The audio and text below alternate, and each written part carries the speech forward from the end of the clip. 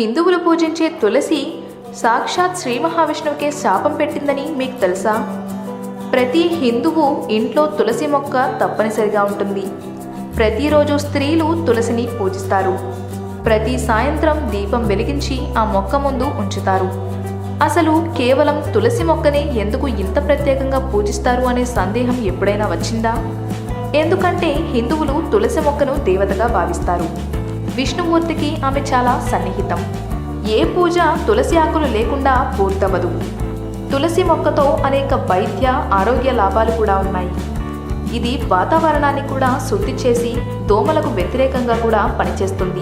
మరి ఈ అద్భుతమైన తులసి యొక్క కథ ఏంటో ఇప్పుడు మనం వివరంగా తెలుసుకుందాం.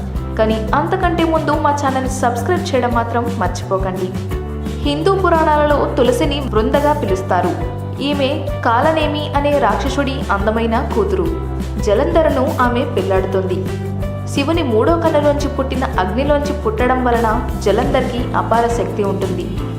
జలంధర్ ఎంతో భక్తురాలైన యువరాణి బృందను ప్రేమిస్తాడు. బృంద మహావిష్ణువు పరమభక్తురాలు. జలంధరేమో అందరు దేవులను అసహ్యించుకునేవాడు. కానీ విధి వల్ల ఇద్దరూ పెళ్లాడతారు. నిజానికి ఆమెతో పెళ్ళయ్యాక ఆమె భక్తి పవిత్రతల వల్ల అతని శక్తి మరింత పెరిగిపోతుంది. పరమశివుడు కూడా జలంధర్ను ఓడించలేకపోతాడు. అతని మూర్ఖత్వం పెరిగిపోయి పరమశివుడిని ఓడించే విశ్వాసానికి అధిపతి కావాలనుకుంటాడు. దేవతలు జలంధర్ శక్తులను చూసి భయపడతారు. వారు విష్ణుమూర్తి వద్దకు సాయం కోసం వెళ్తారు. విష్ణుమూర్తి బృంద తన భక్తురాలు కావడంతో ఆమెకు జరగబోయే అన్యాయం వల్ల సందిగ్ధంలో పడతాడు.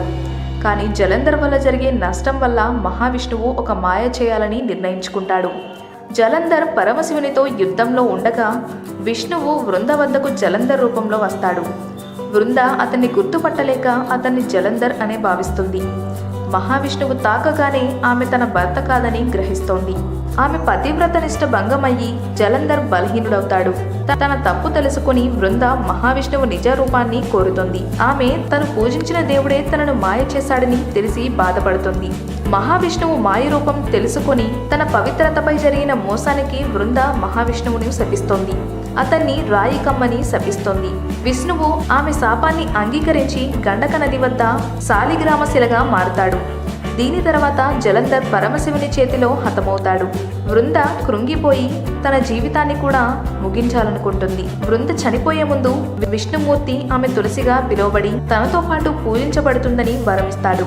విష్ణుమూర్తికి తులసి ఆకు లేకుండా చేసే పూజ ఎప్పటికీ పూర్తవదు. అందుకే హిందూ ఆచారాలలో తులసి విడదీయలేని భాగమైపోయింది. అదండి తులసి కథ. తెలుసుకున్నారు కదా? ఈ వీడియో కనుక మీకు నచ్చినట్టయితే లైక్ చేయండి, షేర్ చేయండి. మరిన్ని లేటెస్ట్ అప్డేట్స్ కోసం మా ఛానల్ని సబ్స్క్రైబ్ చేయండి.